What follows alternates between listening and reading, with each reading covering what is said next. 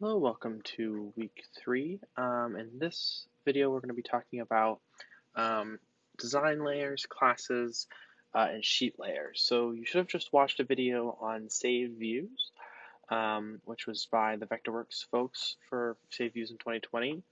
Saved views, I mainly use them in terms of being able to get little shortcuts to views that I often see. In a more complex drawing, it might be to add or take away certain lighting positions, or just different things that I need to be able to do photometrics and figure out the drawing a little bit more easier. Um, I don't really use them too much in terms of information that I export out into the world, but I thought it was a useful thing for everyone to know about before talking about design layers and classes and sheet layers and the difference between all of those different things. So far we've just been working in the design space. We haven't talked too much about classes. We talked a little bit about them in the lines and shapes lessons, but design layers and classes are slightly different. Um, Design layers are more hierarchical than classes are in relation to each other. So right now you can see over in the navigation menu, these are the design layers that I have in this particular drawing. If you click this little button, these are the classes that I have in this drawing. Whichever one has the check marks next to it, that means that that is the active, so my active class is none. Right now my active class, or my active design layer is scenic. What you can do for both design layers and classes is in the visibility columns, you can make things, you can turn different, this one doesn't have anything in it yet. You can either gray out or eliminate visibility on certain layers. You can also do that on classes.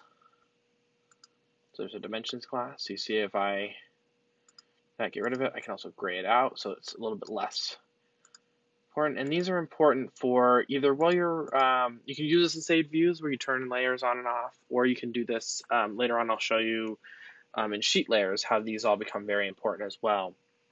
And what this basically allows you to do is instead of having to draw a distinct drawing for each type of sheet that you're going to end up, each plate that you're going to end up meeting in the final drafting, is you're able to basically draw everything in one big plan and then eventually go off and have a ground plan, a section, an elevation, and then go off and actually create the paperwork from all of that data versus having to copy and paste multiple ground plans around for the different pages. So it's a bit of a time saver to be able to really understand classes and layers. So what I mean by layers or hierarchical is actually that there is a top layer and a bottom layer, and then ranks of layers in between. So it actually matters which layer is above the others because you're actually going to, anything in layer 1 is going to be above anything else in layer 2. So these are sort of normally how I have them set out a little bit, is lighting, scenic, stage, the ground layer, and then design layer is just sort of a catch-all that I sometimes just leave in the drawing. It's the base one that you'll start with in Vectorworks. And you can rearrange these by dragging them or also hitting the edit and going in like this. You can also put design layers in different scales. I draft all my design layers in the same scale. It makes your drawings a lot cleaner, but some people have various reasons that I won't go into, but these are ways to you can go 1/2 inch or 1/4 inch scale. So you can have design layers that have different scales, although I prefer to have them all as the same. This button up here is another way to access your layers. You can also set your layers for different elevations and wall heights, which we'll get into when we talk about 3D materials, but that'll be a useful thing.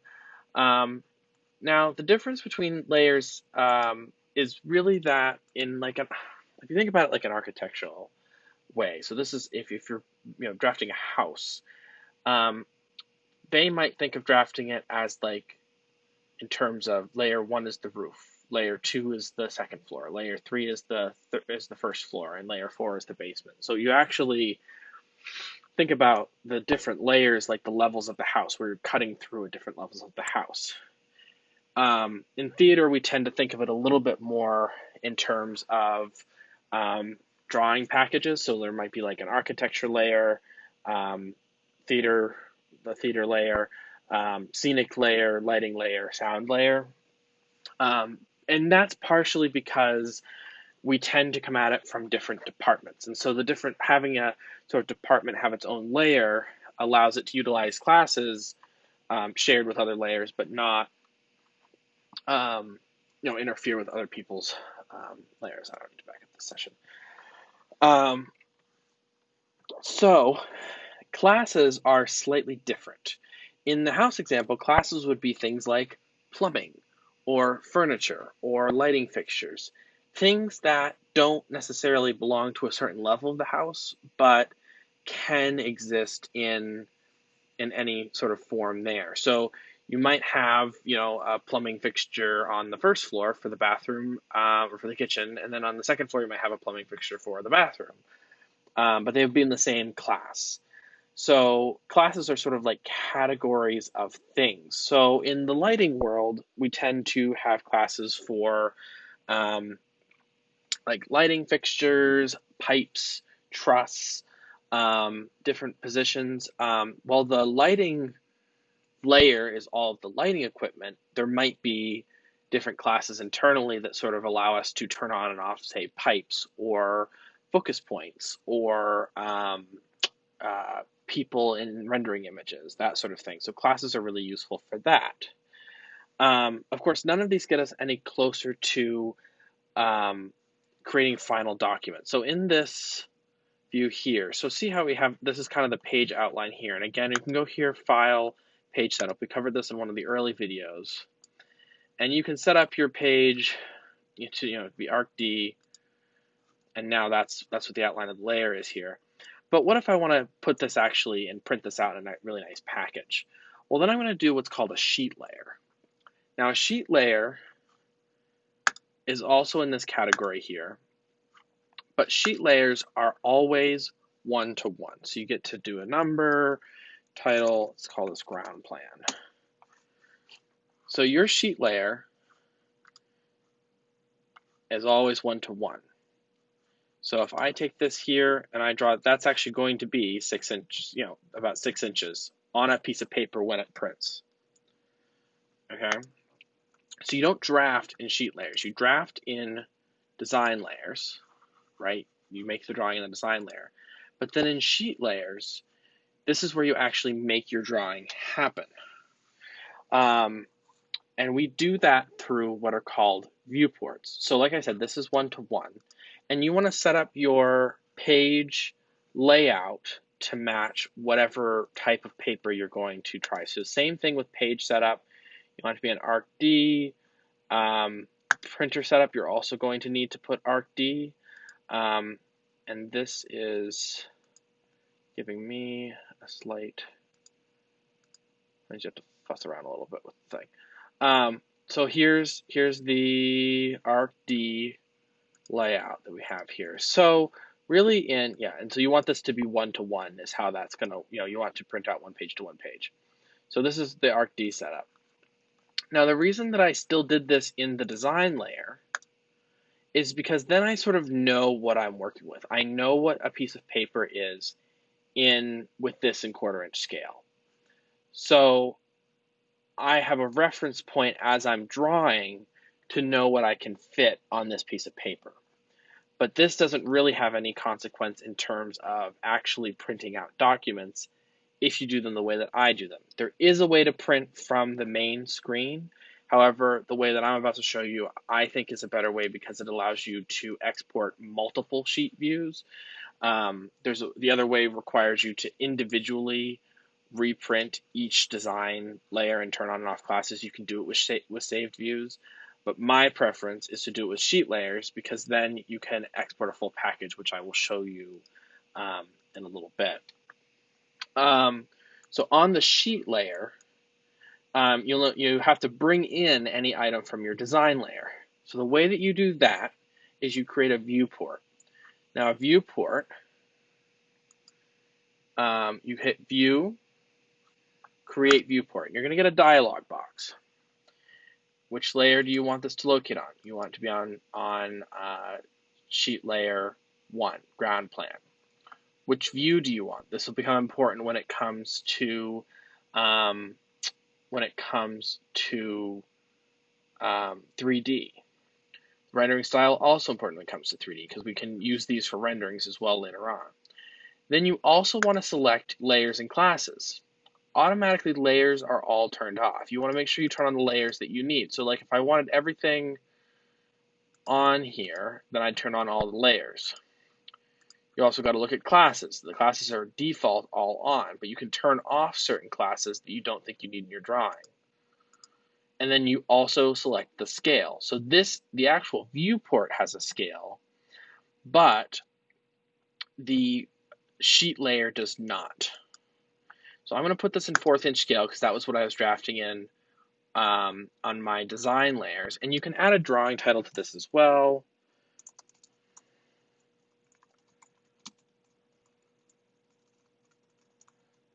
And hit OK.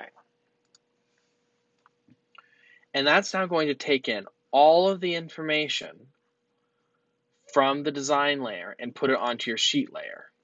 Now, it will also create a little annotation down here, which will say the scale and the number and all of that. If you're doing this for example, in scenic design, if you're showing a wall cutout or you're doing a specific drafting and you want to have these little plans here, this is a great tool because you can edit the annotations and modify what it says there. The scale and all that's automatic. You can the drawing number, all of that can be modified. What I do in my work usually is I delete this if it's a full ground plan, and then I'll create a title block